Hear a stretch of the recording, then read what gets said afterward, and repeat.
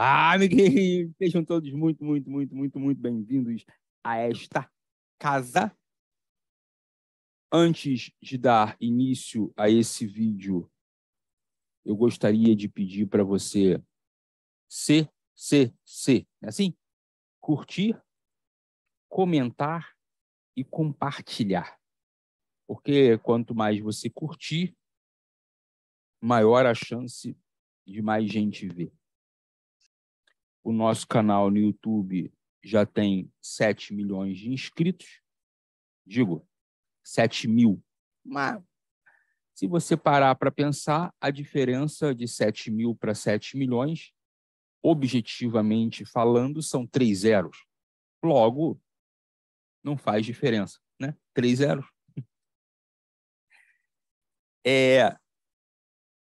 Eu quero falar no encontro de hoje de um dos 12 pilares que a gente trabalha no VP, que é o perdão. Na aula de ontem, o tema fez sucesso, então eu resolvi recuperar o tema hoje para tratá-lo de maneira mais esclarecedora. E vou tratar do perdão nas suas 3 dimensões. O perdão na condição daquele que pede, o perdão na condição daquele que dá, e o perdão na condição que dá e recebe. Então, quero dizer, uma espécie de perdão na sua dimensão ativa, o perdão na sua dimensão passiva e o perdão na sua dimensão reflexiva. Antes, eu quero que você entenda em que contexto, em que cenário nasce a palavra perdão. Perdão é um substantivo abstrato. Por ser substantivo, significa dizer que dá nome. Por ser substantivo, significa dizer que tem substância. Então, se dá nome e tem substância, a gente chama de substantivo. Substantivo, portanto, é uma classe de palavras. Nesse caso, o perdão é classificado como substantivo. Mas é um substantivo abstrato. E o que significa dizer substantivo abstrato? Se eu falo para você fada, você pensa cone, né? Chapéu, lacinho, condão. Você pensa até o que acontece se você jogar uma fada no fogo. Porque se você jogar uma fada no fogo, a safada, a safada. Ah! Então, fada é um substantivo concreto. Mas não é... Para que seja substantivo abstrato, é preciso que, para existir, dependa de você. Então, a fada existe, você existindo ou não. O perdão só existe se você existir. Então, para que haja perdão, é preciso que haja a sua existência. O perdão está condicionado à sua existência. Se você existe, existe perdão. Se você não existe, não existe perdão. Perdão, portanto, é um substantivo abstrato. Então, eu quero que você entenda a viagem que fizemos até aqui, porque é importante a beça para o nosso colóquio. Perdão, na classe de palavras, é um substantivo, o que significa dizer que tem substância. É um substantivo abstrato, o que significa dizer que para existir depende de você. Como todo sentimento humano, à exceção da paixão, como todo sentimento humano, à exceção da paixão, coisa que psicanalistas colocariam em xeque, o perdão ele tem uma história. Então, todo sentimento humano tem uma história. Se você tem amizade por alguém, tem uma história.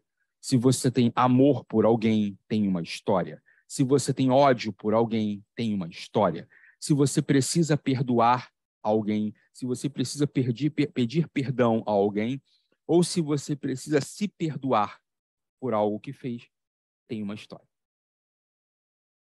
A história do perdão, ela está associada a uma palavra ou a uma ação. Então, uma palavra inadequada feriu. Uma ação inadequada feriu. Não quero dizer com isso que aquele que agiu o fez de propósito. Não quero dizer com isso que aquele que agiu o fez sem querer. Eu estou dizendo que agiu.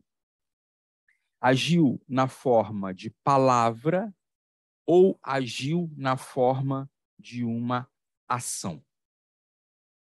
Então, quem quer que tenha agido na forma de palavra ou na forma de ação de maneira inadequada, produziu uma ferida. Uma ferida que pode ser tocada ou não, mas necessariamente é uma ferida emocional. Então, com isso, eu quero dizer para você que toda ferida emocional, necessariamente, ela parte de uma palavra ou de uma ação. Então, alguém disse para você alguma coisa e isso te machucou. Você disse para alguém alguma coisa e isso machucou alguém. Alguém tocou você fisicamente de alguma forma, ou você tocou alguém fisicamente de alguma forma e isso produziu uma ferida. E necessariamente, se essa ferida for emocional, está por trás dela a ideia de um perdão. Então, o perdão é um substantivo abstrato e ele tem uma história. Essa história está associada a uma palavra ou a uma ação. Estabelecido isso, é justamente quando você vivencia a história que você percebe que foi produzido em você uma ferida emocional ou que você produziu em alguém uma ferida emocional. Essa ferida emocional por palavra, essa ferida emocional por uma ação.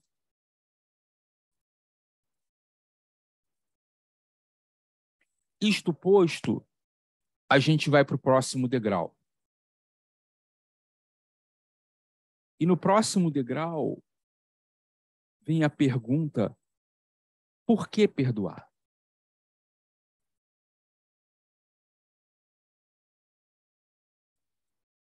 Porque, afinal de contas, eu gastaria essa energia? Por que pedir perdão? Por que, afinal de contas, eu gastaria essa energia? Por que me perdoar? Por que, afinal de contas, eu gastaria essa energia? E a resposta é: porque o perdão liberta. E tudo que liberta merece ser vivenciado. Porque o perdão tira você dessa prisão. E tudo que te prende merece ser derrubado. Porque o perdão é libertador. Essa é a resposta mais objetiva que eu tenho para dar. Você não vai perdoar por causa do outro. Você vai perdoar por causa de você mesmo.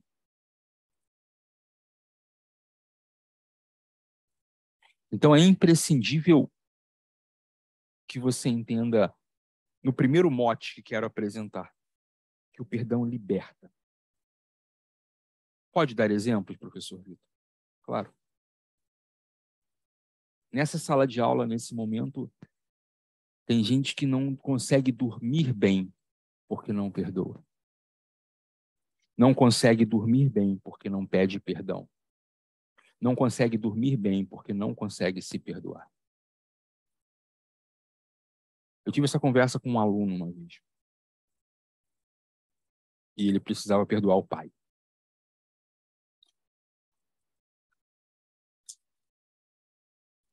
A gente acabou a conversa, e não é uma conversa fácil. No dia seguinte, ele me ligou, era 3h pouca da tarde.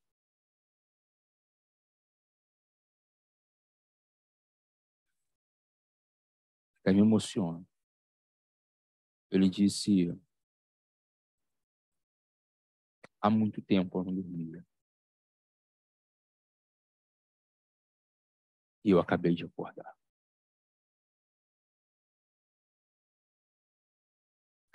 3h pouca da tarde.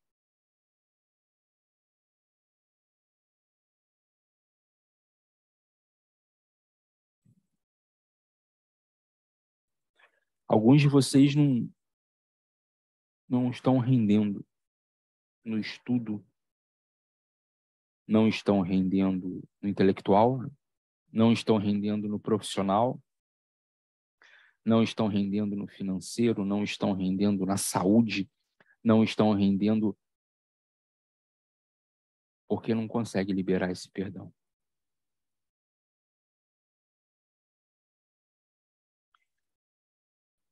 Esse pedido de perdão, esse perdão para o outro, ou esse auto-perdoar-se.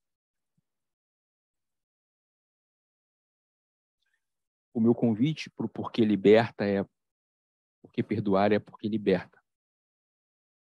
E essa energia gigantesca que está acumulada em você, guardada em você, gritando para sair, cara. Só vai conseguir sair quando você conseguir liberar esse perdão.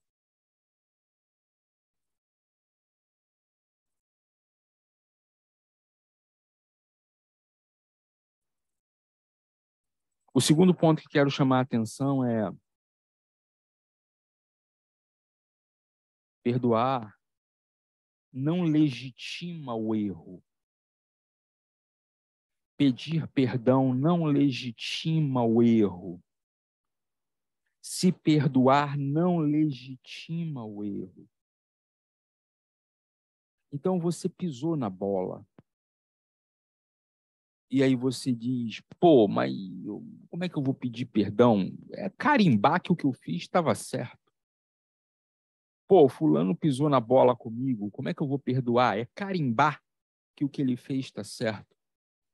Pô, fiz bobagem, como é que eu vou me perdoar? É carimbar. Não, não é carimbar que está certo. Errou, errou. Não é um carimbo que está certo, mas é acolher a ideia da responsabilidade e não da culpa. É acolher a ideia de que a gente precisa se responsabilizar. E isso é adulto. Se culpar não vai resolver. Pô, Vitão, mas eu errei. Ou erraram comigo.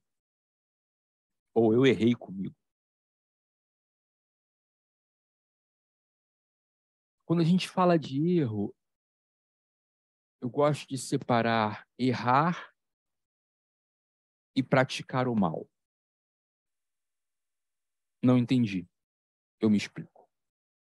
Existe o erro e existe a prática do mal.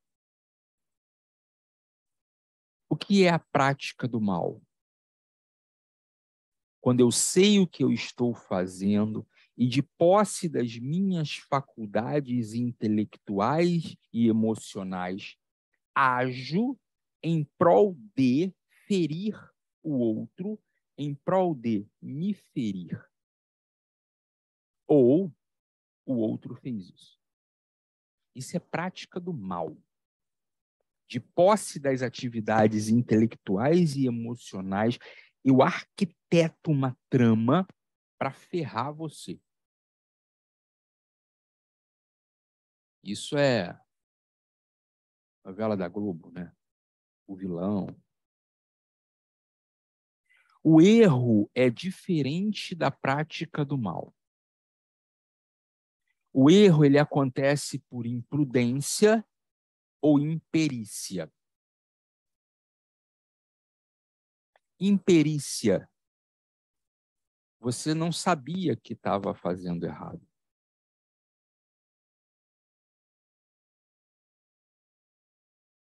Um exemplo? O seu avô foi criado na paulada. E seu avô acha que educar também é na paulada. Ele foi educado na paulada e acha que educar é na paulada. Até que alguém diz para ele, então, não é assim, vai. Imperícia é quando você não sabe como fazer. E você faz errado. Você não tem o código. Não te foi apresentado. Você não sabia como era. E na tentativa, por ensaio, erro, você errou.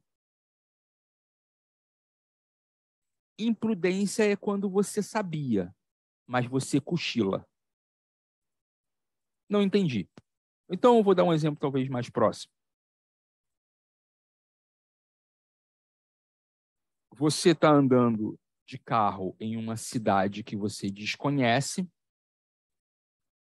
em uma cidade que você acabou de chegar, e você entra com o carro na contramão.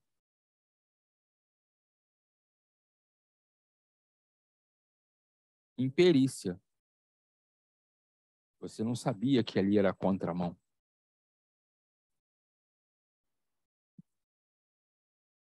Você está andando com o carro e dá uma cochilada.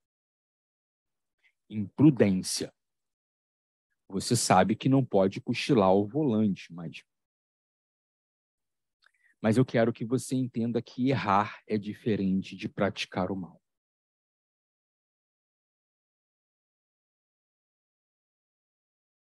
Com isso, então, eu reafirmo a ideia de que errar não legitima o erro. Errar não é um carimbo dizendo, olha, o que foi feito está certo. Não, não. É assumir a responsabilidade. Putz, pisei na bola. Putz, pisaram na bola comigo.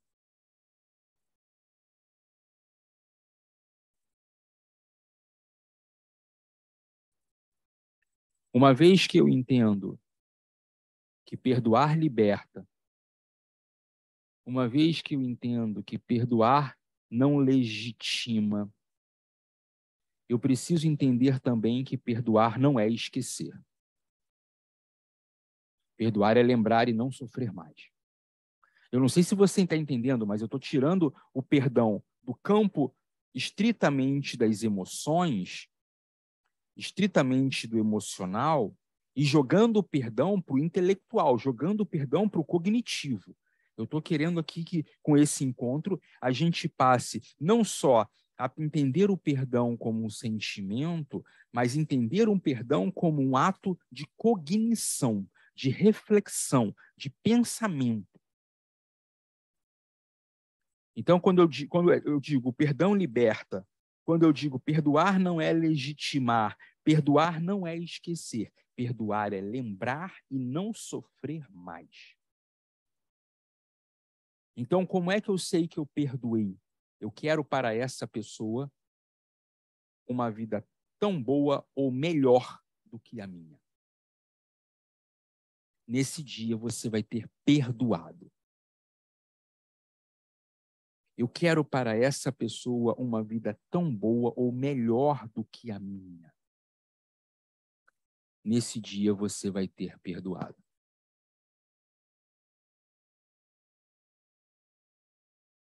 Mas pode ser que você não esqueça.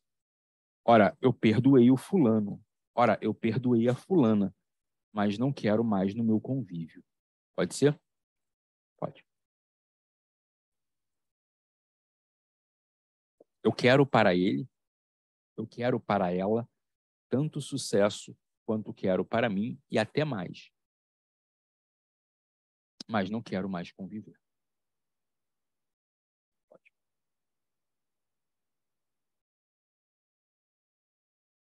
Então, entendemos que o perdão é um substantivo abstrato, entendemos que o perdão liberta,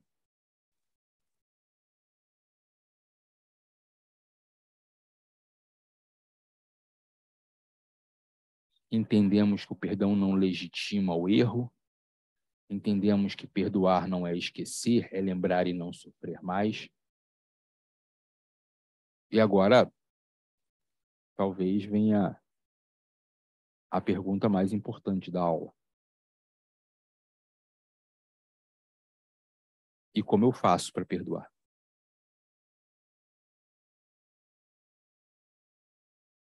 Já consegui trazer do campo da emoção para o campo da cognição, do campo da emoção para o campo intelectual. Já está cartografado o problema. Já saquei a treta. E agora que eu tenho isso nas mãos, como eu faço para perdoar? Primeiro passo, ao meu ver, e mais importante, é perceber se houve erro ou prática do mal. Houve erro. Por imperícia, eu machuquei alguém. Por imperícia, alguém me machucou. Houve erro. Por imprudência, eu machuquei alguém. Por imprudência, alguém me machucou. Eu não sei se você concorda, mas nesse caso fica mais fácil, vai. O exercício do perdão fica mais fácil, porque todo mundo pode entrar na contramão sem saber, porque estava numa cidade que desconhecia. Todo mundo pode cochilar no volante, vai. Não seja tão duro com o outro e nem consigo. O erro é parte do nosso cotidiano. 24 horas por dia, 7 dias por semana, 365 dias por ano, sem intervalo. Viver dá trabalho, vai. E pode ser que, você tenha errado. A mim parece que o exercício do perdão, seja no ato ativo, no ato passivo ou no ato reflexivo, fica mais fácil. Fica menos difícil. Mas e quando é prática do mal? Quando você consegue, quando você descobre pela pessoa, e não por quem disse, é claro, quando você descobre pela própria pessoa e ela diz, olha, eu fiz isso, isso, isso, isso para ferrar você. Porque não vale deduzir, né? E também não vale... tem uma trama. E o mal é muito bom em falar das próprias tramas. Só ver desenho animado, filme. O mal sempre explica como fez para o exercício do mal. Então, quando é prática do mal, há uma explicação. Ó, eu fiz isso, isso, isso, isso para ferrar você. Nesse caso, como a gente faz para perdoar?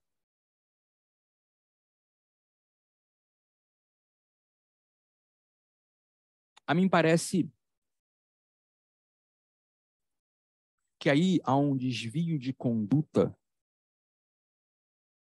que merece muito mais um olhar de complacência. De dizer, nossa, que tipo de vida é essa que alguém leva em que há necessidade da sistematização da prática do mal? Eu não quero estar envolvido com esse tipo de gente. Eu não quero estar envolvido com esse tipo de comportamento. Eu não quero estar envolvido com esse tipo de pensamento, sentimento e ação. O perdão aqui, a mim parece, até mais urgente.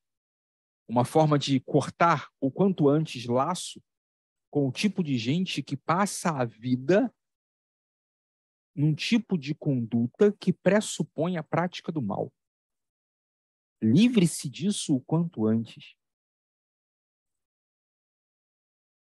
Porque não precisa ser muito esperto para saber que não vai longe.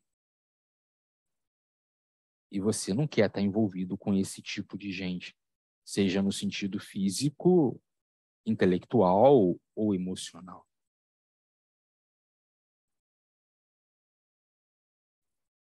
Tá, Vitão, mas de novo você caminhou comigo no campo da cognição, do intelectual. Então, na hora de perdoar, eu avalio. A pisada de bola foi erro, imprudência e imperícia, ou a pisada de bola foi prática do mal? Se foi erro, imprudência ou imperícia, eu penso, pô, todo mundo pode pisar na bola, todo mundo pode entrar na contramão ou dormir no volante. Se foi prática do mal, eu penso, Jesus, deixa eu me livrar disso o quanto antes, porque isso está me atrapalhando a existência ficar perto desse tipo de gente. Está cartografado, Vitão, entendi tudo. Beleza, aqui está 100%, mas aqui ainda não rodou. E aí?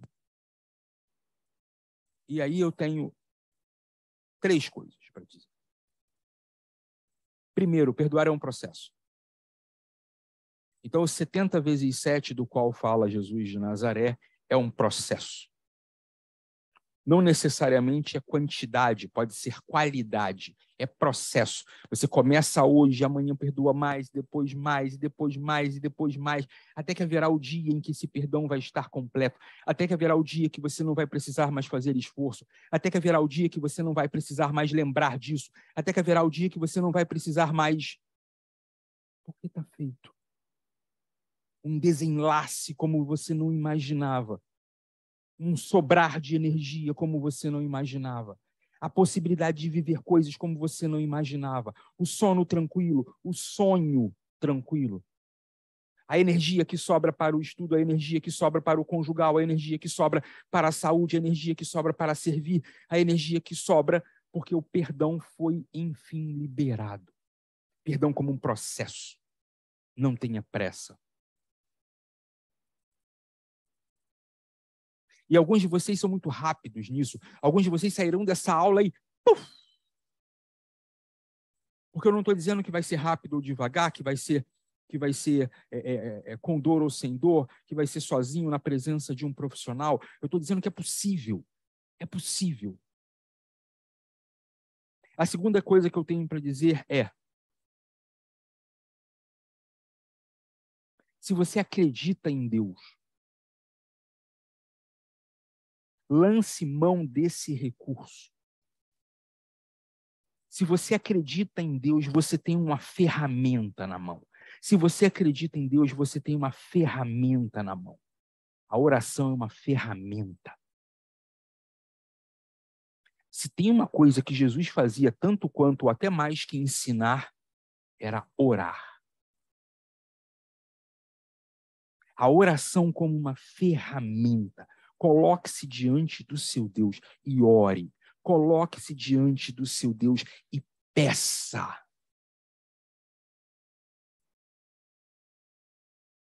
Mas nem preciso pedir. Afinal de contas, Deus sabe tudo e sabe do que eu preciso. Sim. Mas você pede, não é para Deus saber, é para você saber. Por isso você verbaliza.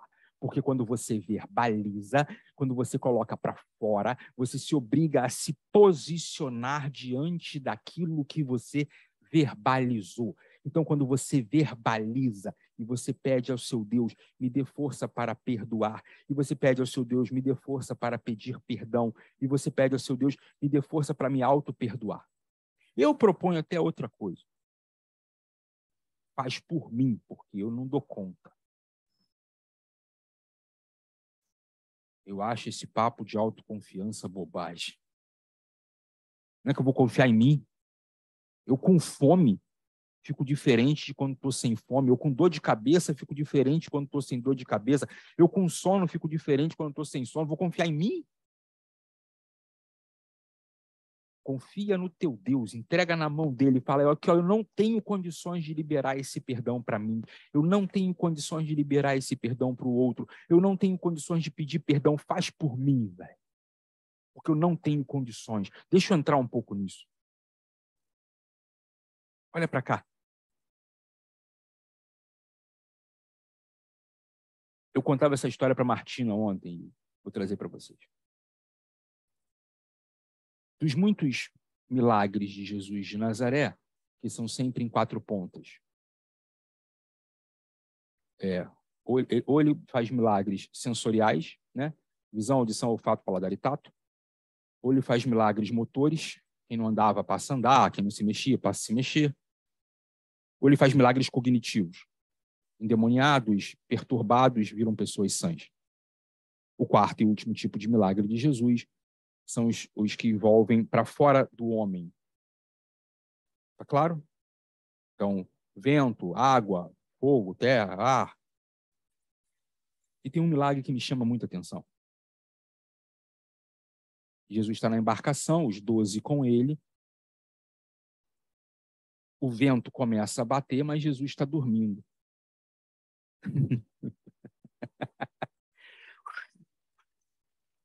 Venta um monte, irmão. O barquinho, eu fico pensando no mastro. Né? O barquinho vai e volta, Jesus dormindo. Dormindo. Um carneiro, 2 carneiros, uma ovelha, 2 ovelhas. E os 12 desesperados, porque está uma ventania maluca. E aí, é claro que em algum momento alguém falou, ó, vão acordar o homem. E eu fico imaginando ele se cutucando. Quem acorda? Quem vai perturbar o sono dele? Um olha para o outro olha para um. Aí você, que é o queridão. Aí ele vai lá e fala, Jesus, interrompeu o seu sono sagrado, mas é que está tenso. Preste atenção agora. Jesus acorda, o vento comendo. E ele fala para os discípulos, calma aí, baixa a bola. E depois ele fala para o vento, baixa a bola.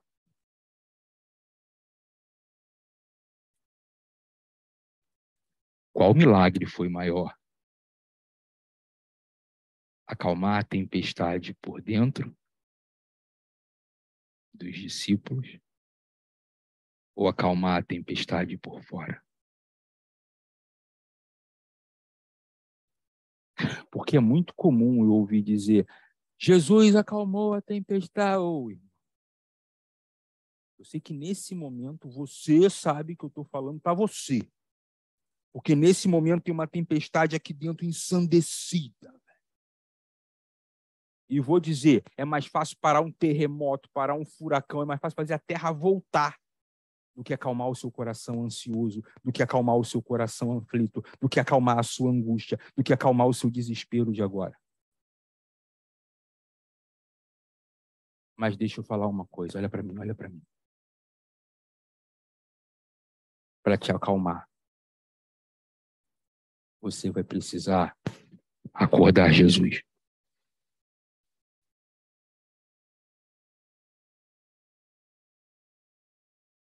Acorda ele, velho. Grita aí e fala, irmão, tá brabo. Tá puxado. Não tô dando conta. Levanta essa bola.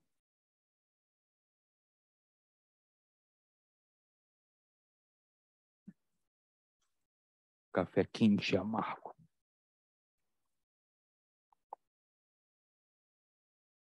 Acorda ele.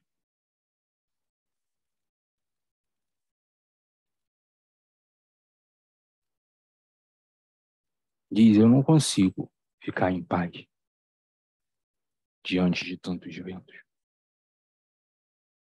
Haverá um dia que eu vou conseguir dormir do teu lado enquanto a tempestade acontece.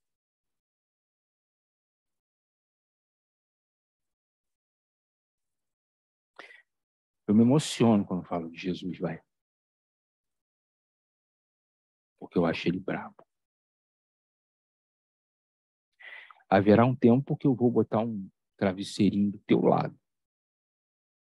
Enquanto o couro come lá fora, eu vou tirar uma soneca. Mas até esse dia chegar, acorda aí, vai.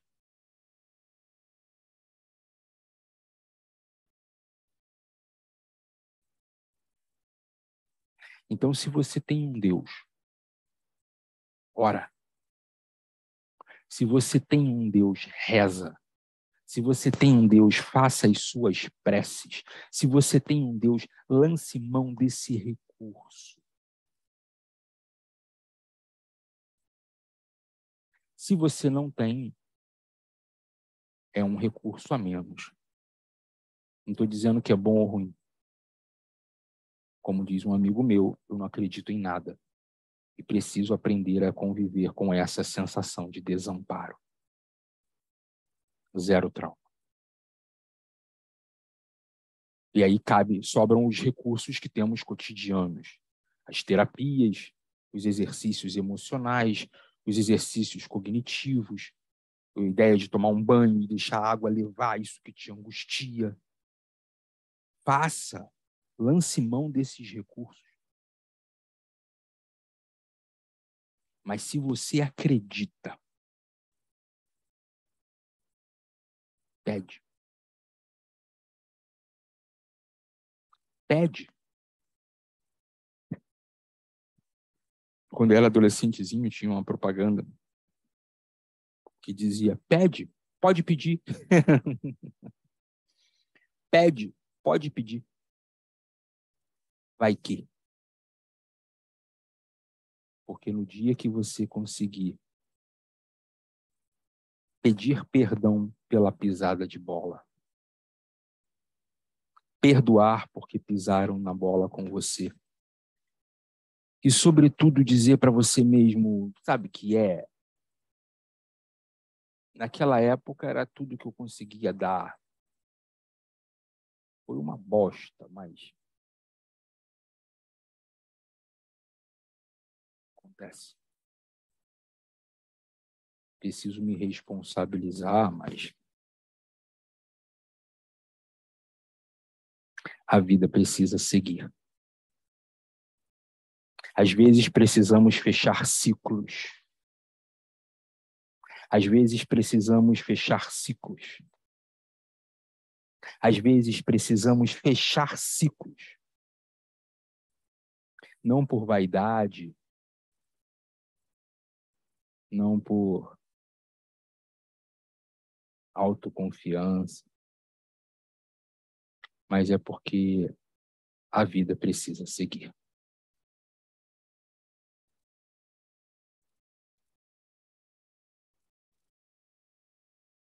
Claríssimo. Senhores e senhoritas, foi um prazer inefável estar na presença de vocês. Desejo-lhes sucesso, vida longa, beijo no coração e até